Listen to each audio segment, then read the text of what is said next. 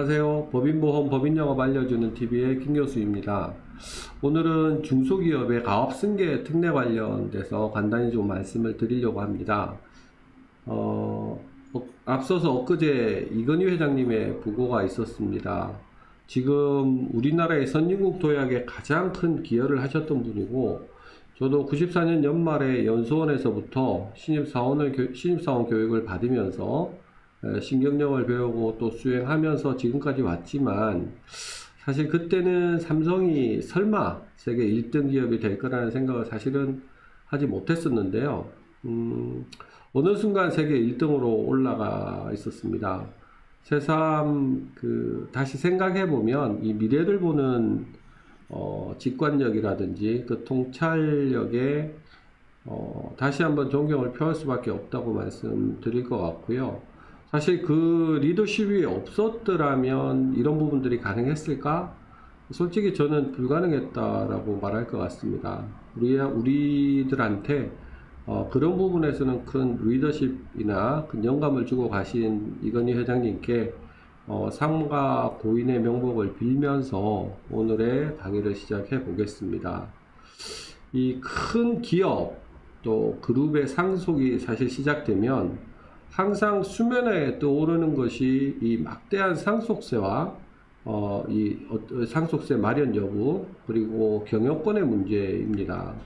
이 삼성그룹은 이번에 상속세만 11조 원에 육박하기 때문에 이 그룹의 경영권과 지배구조가 사실 그리 순탄하지만은 않을 것 같습니다. 아시겠지만 우리나라의 세금 구조는 30억 이상이면 50% 과세이고요. 중견기업이나 대기업의 이 대주주는 주식에 대해서 20% 할증을 하기 때문에 세금은 뭐 60%라는 말이 있습니다. 이 중소기업 같은 경우는 가업상속 공제 적용을 하면 최대 30년까지도 연부연납이 가능합니다. 근데 이 대기업 같은 경우는 처음에 상속세 납부하고 연부연납 신청을 하면 5년 가능하기 때문에 6분의 1씩 내게 되어 있습니다. 그래서 이번에 사상 최대의 상속세가 나온 삼성의 경우에는 정말 결코 만만하지 않은 금액이라고 생각이 됩니다. 사실 현재로서는 물산을 제외하고 뭐 생명이나 일부 계열사 주식을 정리하면서 큰 틀에서 지배 구조는 유지하면서 가야 되지 않을까 생각을 해 봅니다. 뭐 이런 것들은 지금 신문지상에도 많이 나오고 있기 때문에 뭐 저는 따로 말씀을 드리진 않겠습니다.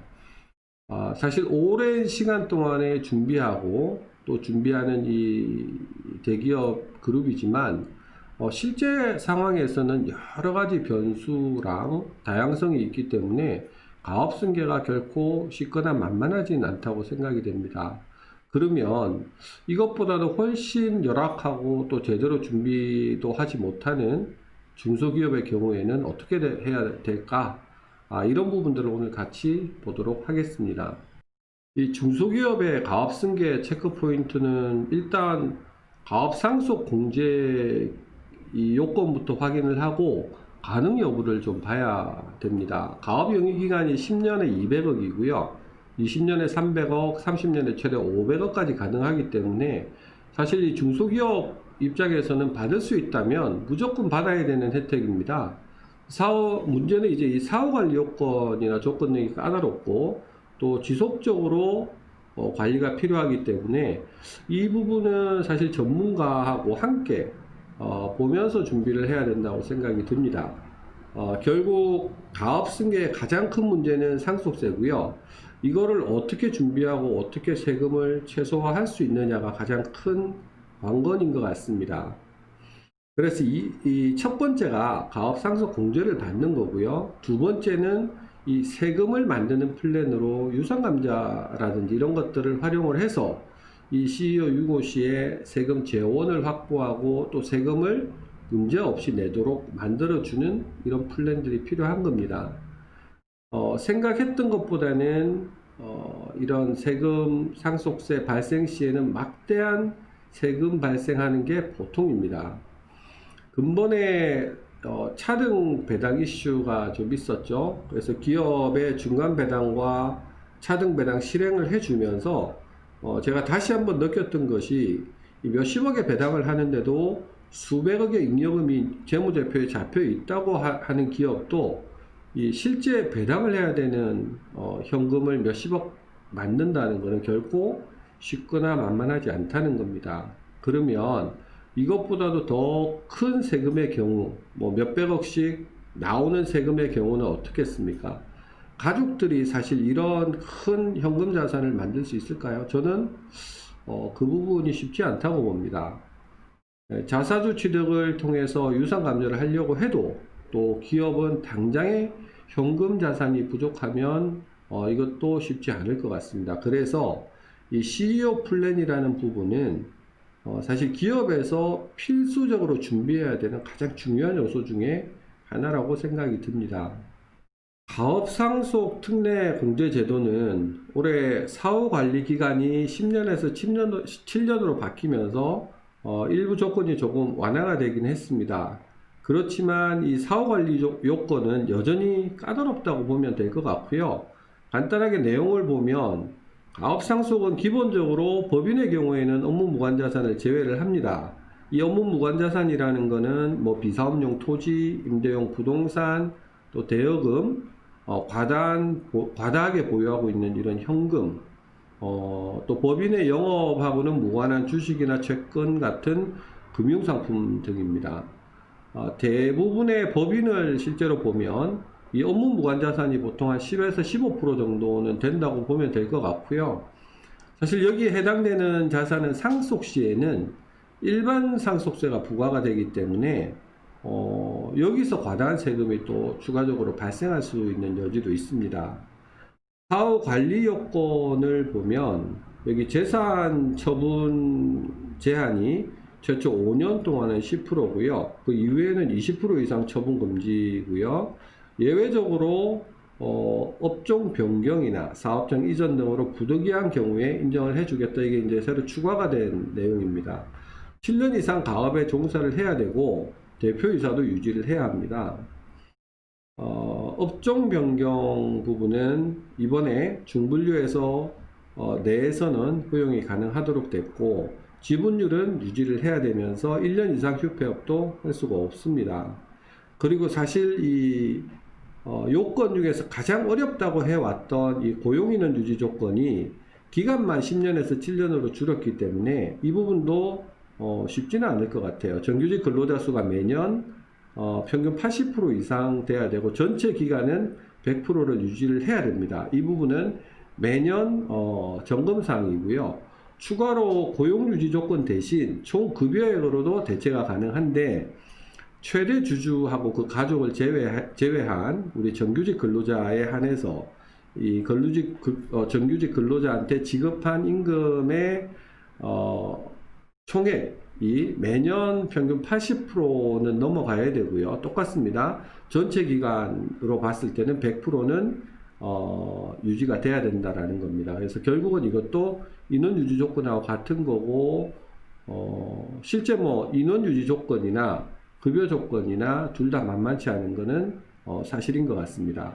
위반 시에 추징은 5년 미만이면 100% 추징을 하고요. 5년에서 7년 미만은 80%가 되겠습니다. 이 사후관리 요건은 완화가 됐다라고 해도 여전히 까다로운 요건인 것 같습니다. 다음은 자금의 출구 전략 중에서 상속세 마련을 위해서 필히 해야 되는 자기주식 취득 관련 전략인데요. 자기주식 취득이라는 것은 회사 돈으로 취득하는 주식을 의미하는데요. 예전에 상법 개정 전에는 상장사만 사실 가능했지만 2011년도에 상법이 개정이 되면서 비상장사도 일정 요건만 갖추면 가능하도록 허용이 됐습니다. 자기주식 취득을 통해서 통한 이 출구 전략을 활용을 하면 주주의 이익금 환원이나 또는 가장 고민 중에 하나인 가지급금 상환하는 거, 그다음에 차명주식 정리 이런 것들을 할 수 있고요. 사실 이 전략의 핵심적인 부분은 가업승계 시에 상속세 재원 마련을 할 수 있어서 가업승계하고 세금을 마련을 해야 되는 기업에서는 필히 준비하고 진행을 해야 되는 부분입니다. 자기 주식 취득의 가장 중요한 부분은 뭐냐 하면 이 취득 절차하고 요건이고요. 그리고 향후에 뭐 국세청이라든지 세무당국에서도 업무 관련성을 입증하는 부분을 요구할 수 있기 때문에 이것들을 준비해야 되는 부분입니다. 이 취득 절차하고 범위를 보면 주주평등의 원칙에 따라서 모든 주주한테 공평하게 통지를 하고 공고를 해서 이 기회를 줘야 되고요. 자기 주식 취득 가액의 총액은 회사가 보유하고 있는 배당 가능 이익 내에서 시행이 돼야 된다라는 겁니다.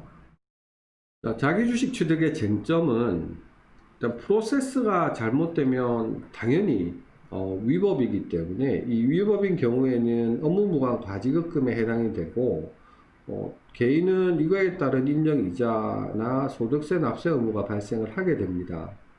법인이 주식을 만약에 고가로 취득하는 경우에 가장 문제가 되는데요. 이때는 회사에 손해가 발생하기 때문에 부당행위 계산 부인에 해당이 돼서 회사도 문제가 되고 개인에게는 이거를 배당소득 처분으로 보고 소득세를 또 별도로 부과를 하게 됩니다. 중요한 거는 이 모든 거를 적법하게 진행을 하더라도 특수관계인으로부터 업무하고 관련 없이 주식을 취득한 경우에는 주주한테 우회적인 자금대여 의도가 있다고 판단을 해서 업무무관 과지급금으로도 볼 수 있기 때문에 반드시 이 부분에 대해서는 업무 유관성을 입증할 수 있도록 사전에 준비를 해 놔야 된다는 겁니다. 상법 개정 전후인데요. 이 내용은 참조를 하시면 될 것 같고요. 개정 후에 보시면 회사의 배당금 범위 내에서 자기 주식 취득이 가능하다는 내용으로 바뀐 것을 보실 수 있을 겁니다. 이거 보시면 될 것 같고요. 자, 자사주 취득을 활용해서 회사가 취할 수 있는 방법을 좀 말씀을 드리겠습니다. 회사는 주식을 매입을 해서 이거를 소각하거나 매매 또는 양도 이런 것들을 할 수 있습니다. 매매나 양도의 경우에는 간주배당으로 보지 않고 양도세나 소득세가 부과가 되게 되고요. 법인의 경우는 소각과는 다르게 회계 처리를 해야 됩니다. 주식 소각을 활용하는 케이스는 크게 두 가지로 보시면 되는데, 하나는 자본 계정에 있는 자본 잉여금을 줄이는 자본 소각이 있고요. 이 경우에는 자본이 줄어드는 케이스라 주총 특별 결의를 하고 채권자 보호 절차를 거쳐가야 됩니다. 실제 일부 회사에서는 자본이 주는 부분에 대해서 상당히 꺼리는 회사도 많이 있습니다. 그래서 많이 활용하는 게 두 번째 방법으로 나와 있는 이익 소각이라는 부분이고요. 이거는 이 사내에 유보된 잉여금을 활용을 해서 자본 잉여금을 건드리지 않는 방식이라서 법정 자본금이 변동이 없기 때문에 채권자 보호 절차라든지 이런 별도의 이런 부분들이 필요가 없습니다.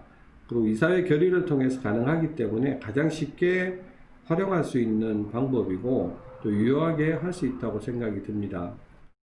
앞서도 말씀드렸듯이 기업이 잉여금이 많이 있다고 해도 실제 현금 자산을 상속세가 발생하는 만큼 낼 정도로 많이 보유하고 있는 곳은 그리 많지 않습니다. 우리나라의 상속세율은 매번 신문에서도 나오고 있지만 50% 이상이고요. 많게는 대주주 할증하면 60%까지 간다고 말씀을 드렸습니다. 가압상속 공제를 받아도 사실 비사업용 자산은 일반 세금 부분이라 규모가 좀 큰 회사, 규모가 있는 법인의 경우에는 예를 들어서 이 부분이 100억만 된다고 해도 세금은 50억에서 60억이 될 수 있다는 얘기거든요. 네, 법인과 유족은 사실 적시에 자금을 확보하고 또 자사주 매입과 이익 소각 등을 하려고 하면 필히 이 부분은 보험사의 CEO 플랜을 가입을 해서 사전에 준비를 해 놔야 됩니다. 그림에서 보시는 것처럼 이 상속 감자 플랜이 예시된 것처럼 CEO 유고 시에는 주식을 상속하고 상속인은 법인의 주식을 매각을 하고요. 법인은 보험금을 지급을 받아서 매각 대금을 유족한테 주게 됩니다. 이거를 상속세로 납부할 수 있도록 하게 되는 플랜이고요. 유상 감자를 했기 때문에 경영권이나 기업을 경영하는 데는 아무런 문제가 일어나지 않고 또 회사를 잘 이어받아서 경영을 할 수 있기 때문에 다수의 규모가 있는 회사는 미리 이런 플랜들을 활용할 수 있도록 준비를 하고 또 준비를 해야 된다고 생각이 듭니다. 지난 6월 달에 금융세제 선진화 방안에서 얘기를 했던 금융투자소득 과세하고 아울러서 7월 세법 개정안에서 주식 양도에 대한 필요경비 계산 특례가 얘기가 됐는데요. 이런 것은 보시면 유상감자 플랜하고 맥락을 같이 하고 있다고 보는 게 맞는 것 같습니다. 이거는 국세청에서도 사실 이런 절세 플랜 등을 지속적으로 아주 유심히 관찰하고 보고 있다는 것을 반증하는 겁니다. 이 대표님이 배우자한테 공제 가능 범위에서 주식 증여를 하고요. 이거를 다시 회사에 자사주 취득을 하게 해서 이 부분을 대가로 현금을 확보했을 경우에는 증여가액이나 회사가 주식을 취득한 가액이 같기 때문에 취득세 등이 전혀 발생하지 않습니다. 그래서 세금 없이 일정 금액까지는 무상으로 현금 확보가 가능하기 때문에 증여감자 플랜을 활용했던 것에 대해서 2023년부터는 증여받은 주식을 1년 이내에 양도를 하게 되면 주식의 최초 취득가액으로 보겠다는 내용입니다. 그래서 최소한 그러면 주식은 1년 정도 지난 후에 양도를 해야 되고요. 또 이 부분에 대해서는 주식 평가 후에 세금이 발생이 될 수도 있고 안 될 수도 있는 겁니다. 아울러서 부동산이나 회원권, 시설물 이용권 이런 것들은 증여 후에 5년 이내이기 때문에 향후에 주식이라 이 부분도 어떻게 바뀔지 분명히 5년까지도 늘어날 수 있는 여지가 있다는 걸 감안하면 좋을 것 같습니다. 오늘은 이 법인 영업에서 가장 중요한 가업 상속 공제와 또 이 법인을 통해서 몇 가지 추구 전략을 활용을 해서 세금 준비에 필수적인 자사주 매입, 상속, 증여 감자까지 말씀을 좀 드렸습니다. 충분히 공부를 하셔서 많이 활용하시기 바라겠습니다. 감사합니다.